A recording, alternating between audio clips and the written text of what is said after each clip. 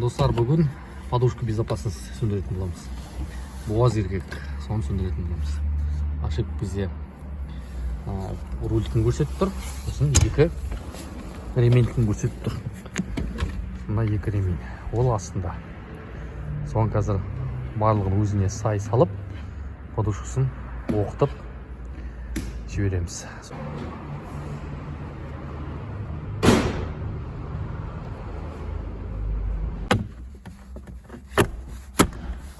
Сен болмаса. Достар, жаңа предназначитель ремень ауыстырып бердік. Енді қазір қараймыз.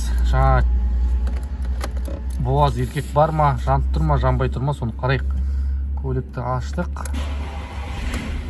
Көлікті қыздырдық. Барлығы кетті, ошибканың барлығы.